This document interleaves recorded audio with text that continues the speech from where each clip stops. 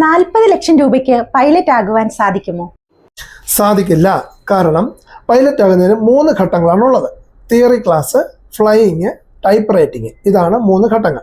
Theory ക്ലാസ്സിന് 8 മാസത്തേക്ക് പൈലറ്റിന് ആകുന്ന ചിലവ് അറൗണ്ട് ഒരു 3 ലക്ഷം രൂപയ്ക്കകത്താണ്.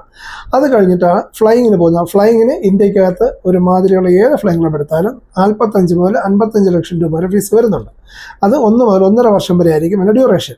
അത് കഴിയുമ്പോഴാണ് നിങ്ങൾക്ക് പൈലറ്റ് ലൈസൻസ് ലഭിക്കുക. പൈലറ്റ് ലൈസൻസ് ലഭിച്ചു കഴിഞ്ഞാൽ നിങ്ങൾക്ക് എയർലൈൻസിൽ ജോയിൻ ചെയ്യാം. എയർലൈൻസിൽ ജോയിൻ ചെയ്യുന്ന സമയത്ത് ടൈപ്പ് റേറ്റിംഗ് എന്ന 3ാമത്തെ ഘട്ടമുണ്ട്. അതായത് വലിയ എയർക്രാഫ്റ്റുകളെ എക്സ്പീരിയൻസ് എടുക്കുന്നത്. അതിന് ഏകദേശം 8 ലക്ഷം മുതൽ 15 ലക്ഷം രൂപ വരെ ആവറേജ് ചിലവ് വരുന്നുണ്ട്.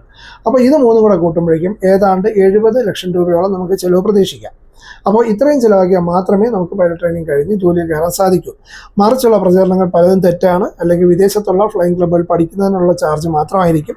അത് കഴിഞ്ഞ് ഇന്ത്യയിൽ വന്ന് ഇന്ത്യൻ ലൈസൻസിലോട്ട് കൺവേർട്ട് ചെയ്ത് ഇന്ത്യയിൽ ഒരു പൈലറ്റായി ജോലിയിൽ കയറുമ്പോഴേക്കും മിക്കവാറും ഇന്ത്യയിലാവുന്നതിനേക്കാൾ ഒരു 15 മുതൽ 20 ലക്ഷം രൂപ വരെ കൂടുതലാവുള്ളൂ, കുറയില്ല. Thank you.